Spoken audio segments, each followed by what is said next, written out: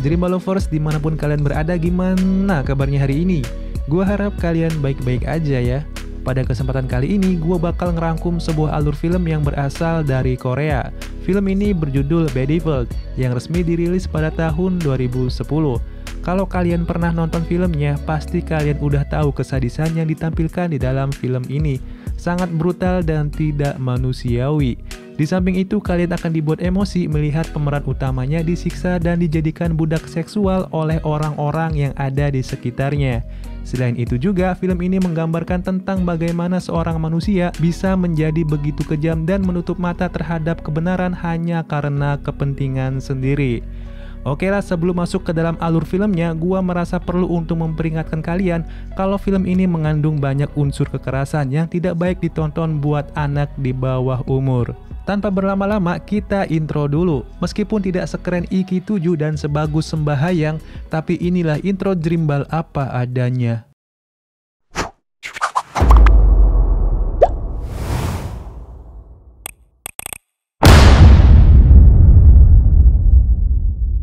Di awal film, kita diperkenalkan dengan karakter bernama Haewon, seorang wanita cantik yang bekerja di salah satu bank di kota Seoul. Lebih tepatnya, dia bekerja untuk menghadapi orang-orang yang hendak mengajukan pinjaman di perusahaannya. Bisa dibilang, Haewon ini adalah orang yang berhati dingin. Ia tak sungkan-sungkan menolak keras permohonan dari sang nenek tua yang sedang membutuhkan bantuannya. 그런 말 하지 없다고요. 그만 돌아가세요. 절대 안 돼요. Karakter itu diperkuat dengan sikap Haewon yang tidak peduli dengan keadaan sekitar, di mana pada saat sepulang kerja, ia melihat seorang wanita sedang mengalami kekerasan fisik yang dilakukan oleh dua orang pria. Wanita itu sempat kabur dan meminta pertolongan kepada Haewon, tapi Haewon tidak peduli dan malah pergi begitu aja.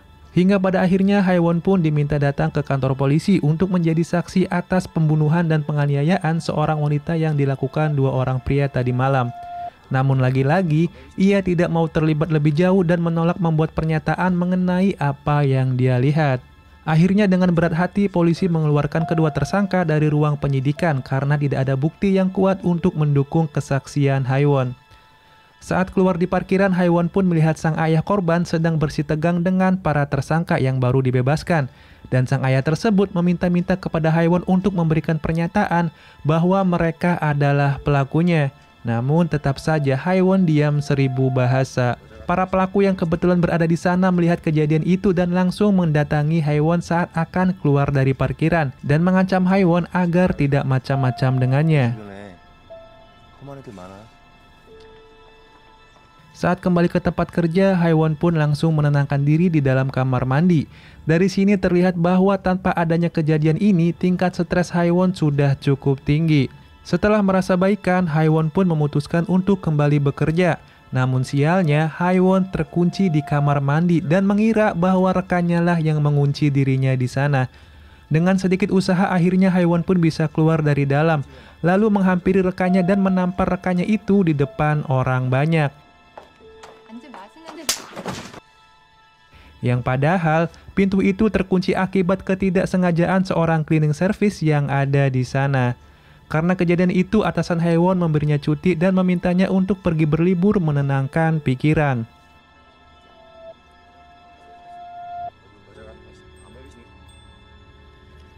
Akhirnya, Haewon pun memutuskan untuk berlibur beberapa minggu di sebuah pulau terpencil yang pernah ditinggalinya bersama sang kakek sebelum ia pindah ke Seoul. Di sana, ia juga mempunyai seorang sahabat waktu kecil bernama Kim Bok-nam. Kita panggil saja ini Bok-nam, yang pasti saat ini sudah seumuran dengannya. Dan saya perkenalkan, inilah sebenarnya tokoh utama kita. Sesampainya di pulau itu, Haewon disambut hangat oleh Bok-nam yang sudah menunggunya di sana. Namun sambutan hangat itu hanya diberikan Bok-nam dan beberapa penduduk saja. Karena sisanya memandang sinis keberadaan Haewon, termasuk suami Bok-nam bernama Manjong dan adik iparnya Chuljong. Bahkan salah satu penduduk lansia yang merupakan bibi Bok-nam meminta Haewon agar mengurungkan niatnya berlibur di pulau tersebut. Tapi Haewon sudah terlanjur datang dan sayang banget kalau langsung pulang gitu aja. Kemudian Bok-nam pun mengantarkan Haewon ke rumah peninggalan sang kakek untuk beristirahat. Di sana Bok-nam didatangi oleh putrinya yang bernama Yoon-hye yang membawa bunga namun segera pergi setelah Haewon memanggilnya. Seperti orang tua pada umumnya, Bok-nam pun menginginkan putrinya itu untuk bersekolah. Namun keinginannya itu harus terkubur dalam-dalam karena suami dan bibinya berpikir bahwa anak perempuan tidak butuh pendidikan. Saat malam hari di kediaman Boknam, terlihat Boknam bersama keluarga kecilnya sedang makan malam dan Chuljong juga ada di sana. Di mana malam itu Manjong dan putrinya berencana untuk pergi memancing. Namun sesaat setelah Manjong dan putrinya pergi, ternyata Chuljong mengendap-endap masuk ke kamar Boknam dan melakukan pelecehan kepada adik iparnya tersebut. Boknam hanya bisa terdiam. Mukanya mengisyaratkan kebencian akan hal tersebut, namun Boknam tidak bisa melawan dan pasrah gitu aja. Hingga pada akhirnya Manjong pun pulang tanpa ada hasil. Di dalam kamar, Manjong melihat ada bekas daun yang biasa dikunyah oleh Chuljong mengotori tempat tidurnya. Yang berarti bahwa Manjong ini sudah tahu apa yang dilakukan adiknya pada saat dia pergi memancing. Namun di mata Manjong hal itu seakan-akan sudah biasa. Mengetahui suaminya tidak dapat ikan, kemudian Boknam pun menggerutu dan hal sepele itu justru malah membuat dirinya ditendang dan disiksa. Sedangkan Yeonhee yang berada di luar makan dengan tenang tidak menghiraukan suara pukulan dari dalam kamar orang tuanya itu. Tidak hanya itu saja, Boknam pun selalu mendapatkan perlakuan tidak adil dari orang-orang yang ada di sekitarnya. Dan apa yang dia kerjakan selalu dipandang sebelah mata. Ditambah lagi wanita tua yang memandang rendah Boknam tidak sungkan-sungkan menyuruhnya mengerjakan sesuatu yang seharusnya tidak dikerjakan oleh seorang wanita. Dari sini bisa disimpulkan bahwa Boknam bukan hanya mendapatkan pelecehan dan kekerasan fisik saja, bahkan orang di sekitarnya pun berperilaku tidak adil kepadanya. Bisa dilihat bahwa Boknam ini hidup setiap harinya dengan penderitaan, namun hal itu tidak membuatnya menjadi orang yang mudah putus asa. Sesekali Boknam pun mengunjungi sahabatnya itu untuk memberinya makan dan mencucikan bajunya. Yang padahal sebenarnya Boknam ini menginginkan kehidupan yang layak seperti Haewon. Namun dia belum berani untuk mengatakannya. Pada keesokan harinya ketika Haewon sedang jalan-jalan, ia dihampiri Chuljong yang muncul secara tiba-tiba dan mendekat sambil memasang muka pengen. Jing ini si orang sangen banget beneran dah. Hal itu membuat Haewon sangat ketakutan. Untungnya secara bersamaan Yeonhee datang dan membuat Chuljong yang akan berniat jahat pergi meninggalkannya. Di sisi lain dan secara bersamaan, di rumah Boknam ternyata di dalam kamar Manjong sedang berhubungan badan dengan seorang PSK yang dibawanya dari kota Seoul. Dan parahnya lagi, kelakuan bejatnya itu atas sepengetahuan dari sang istri. Ini mah parah banget. Sementara di luar Boknam hanya terdiam dan makan dengan lahap tanpa memperdulikan desahan dari dalam. Anjir. Setelah melakukan hubungan badan, wanita itu pun keluar dan meminta maaf kepada Boknam. Ia pun heran kenapa Boknam hanya diam saja mengetahui suaminya berhubungan dengan wanita lain. Merasa simpati dengan keadaan Boknam, wanita itu pun mengajak Boknam untuk kabur dari pulau tersebut. Yang sebenarnya hal itu sangat diinginkan Boknam sejak dari dulu. Namun Boknam merasa berat ketika harus meninggalkan Yeonhee sang putri tinggal bersama ayahnya. Belum cukup sampai situ saja, setelah situasi pahit yang ia terima, Boknam kembali mendapatkan perlakuan buruk dari Manjong. Di mana pada saat dia sedang memanen madu, tiba-tiba Manjong melemparkan batu ke sarang lebah tanpa ada sebab. Karena kelakuannya Boknam harus menerima sengatan lebah cukup banyak. Sedangkan Manjong hanya duduk santai melihat istrinya tersiksa sebagai hiburan. Ketika sampai di rumah, bukannya merasa iba atas kelakuannya, Manjong justru tega melemparkan balok kayu kepada Boknam hanya karena ingin beristirahat. Namun lagi-lagi, Boknam hanya bisa terdiam dan bertindak seolah-olah tidak terjadi apa-apa. Tapi bukan itu hal yang menyakitkannya, di mana Boknam yang sedang mengangkat jemuran dikejutkan saat menemukan celana dalam putrinya berada di kantong celana milik Manjong sang suami. Tak ingin seuzon, Boknam pun menghampiri Yeonhee yang berada di dalam. Dan betapa terkejutnya ketika pada saat Boknam melihat Yeonhee sedang berdandan dan dia melakukan hal itu karena ingin dicintai oleh sang ayah. Dari sini sudah dapat disimpulkan tanpa adanya adegan pendukung, sudah bisa dipastikan bahwa Yeonhee pernah mendapatkan pelecehan dari ayahnya sendiri. Namun karena kepolosan Yeonhee, ia beranggapan bahwa itu adalah sebuah kasih sayang seorang ayah terhadap putrinya. Tak ingin putrinya menjadi cabe-cabean, Boknam pun langsung memarahinya agar berhenti melakukan hal tersebut dan memintanya membuang semua alat make up-nya. Dan di saat keributan itu terjadi, tiba-tiba Manjong datang dan mengira bahwa Boknam sudah merebut make up yang sudah dia belikan untuk putrinya itu.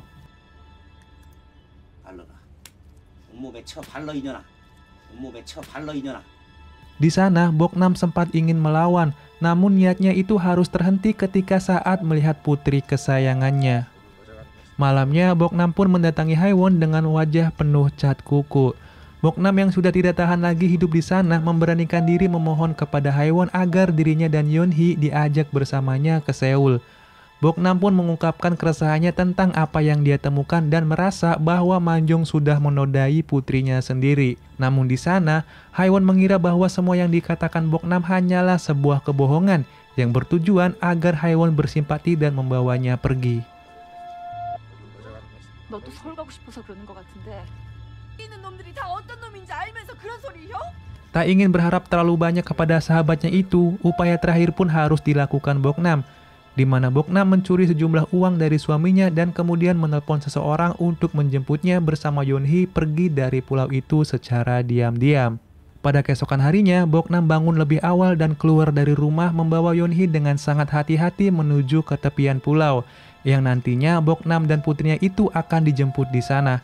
Benar saja, orang yang menjemput Boknam datang dan ternyata orang itu adalah wanita yang pernah berhubungan badan dengan Manjong. Namun yang jadi masalahnya adalah pria pemilik kapal tersebut yang masih merupakan kerabat dekat dari Manjong sang suami. Karena tidak ada pilihan lain, Boknam pun mau tidak mau harus ikut dengannya. Dan benar saja, meskipun ongkosnya sudah diberikan, pria itu tidak juga memberangkatkan kapalnya.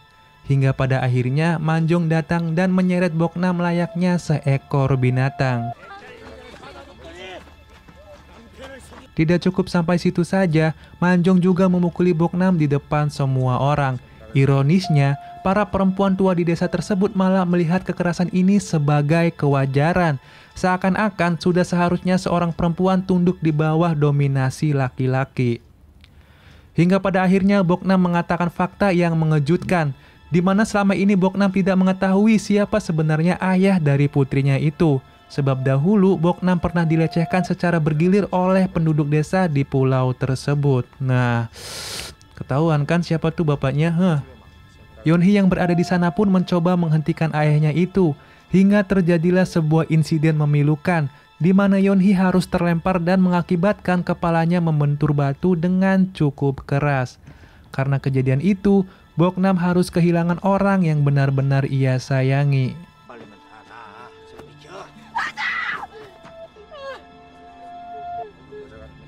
Setelah kejadian itu, Bibi Manjong pun memanggil petugas kepolisian untuk datang dengan tujuan untuk membuat laporan medis tentang kematian Yeonhee. Namun ketika pada saat dimintai keterangan, mereka seakan-akan sudah merencanakan semuanya. Bahkan para wanita tua di sana meyakinkan petugas tersebut bahwa Yeonhee mati akibat kecelakaan. Boknam yang tidak terima dengan pernyataan tersebut mengatakan bahwa Manjonglah yang telah menendang Yeonhee hingga membuatnya tewas. Namun pernyataan Boknam disangkal Manjong, bahkan ia menceritakan rencana Boknam yang ingin kabur bersama Yeonhee hingga terjadilah sebuah insiden naas tersebut. Petugas tersebut pun termakan omongan penduduk desa yang terus menyudutkan Boknam. Tinggal Haewonlah satu-satunya harapan Boknam untuk mendukung semua kesaksiannya. Tapi lagi-lagi, Haewon memilih untuk tidak ikut campur dan membuat pernyataan bahwa pada saat kejadian itu ia sedang tidur. Akhirnya petugas itu pun pergi meninggalkan pulau tersebut dengan berbagai macam oleh-oleh dari penduduk desa.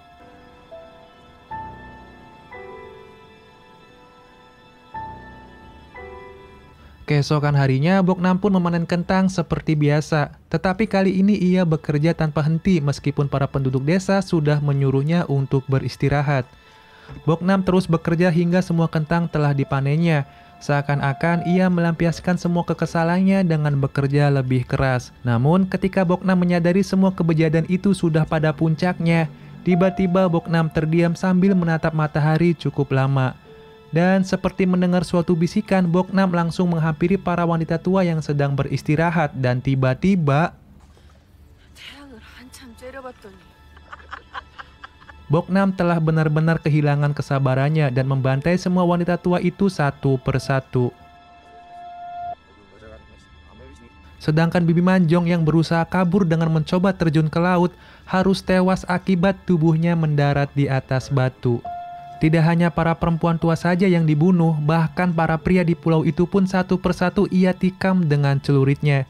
Chuljong sang adik ipar pun harus tewas dalam keadaan kepalanya terpenggal. Sedangkan Manjong dan rekannya berhasil selamat karena sebelum Boknam menikamnya, Haewon tiba-tiba datang memperingatkan mereka. Dan terjadilah sebuah perkelahian di mana Boknam harus menerima siksaan kembali di depan sahabatnya yang gak tahu diri banget itu. Kesel gue sama Haewon. Oke, tahan. Dan pada saat Manjong menodongkan pisau ke arah Boknam, tiba-tiba Boknam bertingkah aneh. Namun hal itu justru dinikmati oleh Manjong. Nah, apa itu maksudnya? Tak ingin menyia-nyiakan kesempatan itu, Boknam langsung memutuskan jari Manjong dan pada saat itu juga Boknam berhasil menikam Manjong dengan tangan yang terikat. Tak cukup sampai itu saja, Boknam pun mengambil celurit dan kemudian membagong butakan Manjong hingga sekarat. Haewon yang ketakutan pun langsung kabur bersama pemilik kapal sampai terjongkang-jongkang tak karuan. Takut akan menjadi sasaran berikutnya, mereka pun langsung menuju kapal untuk pergi meninggalkan pulau itu. Namun sialnya, mereka lupa untuk melepaskan tali penahan kapal tersebut.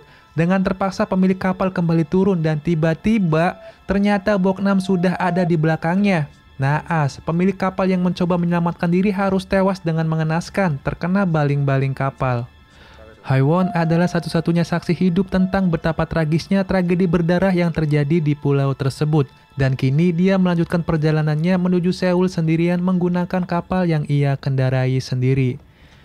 Singkat cerita, Haewon pun tiba di Seoul dalam keadaan pingsan. Dan kebetulan ia ditangani oleh polisi yang sebelumnya mengenangani kasus kematian Yeonhee.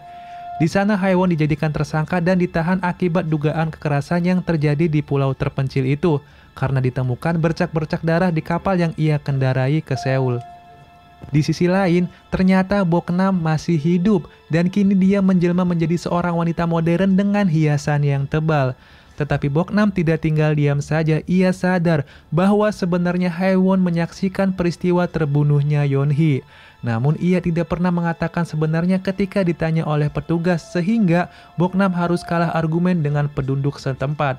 Dan hal itu mendorong Boknam untuk menyusul Haewon yang kini berada di Seoul. Dan pada saat Haewon tersadar, tiba-tiba Boknam sudah ada di depan matanya. Dengan cepat Haewon pun keluar dari sana dan menemukan petugas sudah tewas serta pintu yang masih terkunci.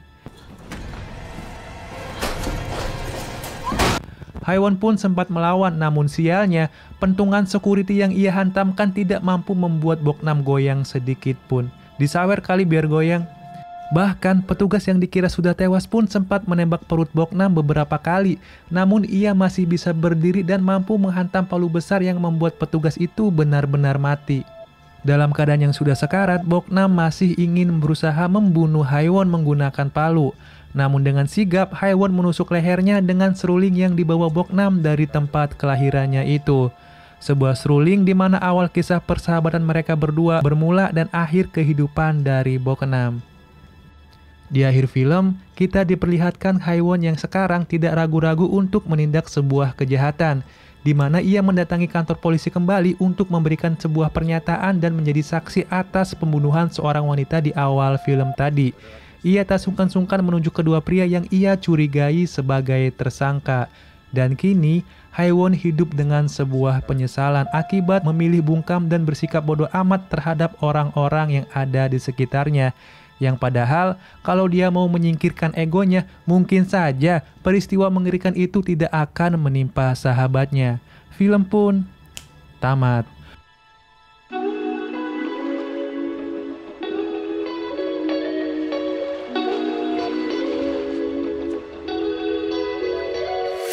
Oke, secara keseluruhan film ini sangat mengesankan bagi saya ya. Terutama pada saat Boknam membantai seluruh penduduk desa tanpa ada rasa takut sama sekali. Ditambah lagi kemarahan dan kematian yang disajikan sangat memuaskan. Film ini mengajarkan kita untuk tidak menutup kebenaran karena kebenaran yang ditutupi hanya akan menimbulkan malapetaka pada akhirnya. Dan hati-hatilah jika kalian menyakiti seseorang karena jika kesabarannya sudah habis kita tidak tahu apa yang akan terjadi selanjutnya. Oke lah, sampai di sini dulu saya beserta keluarga undur diri dan see you next time.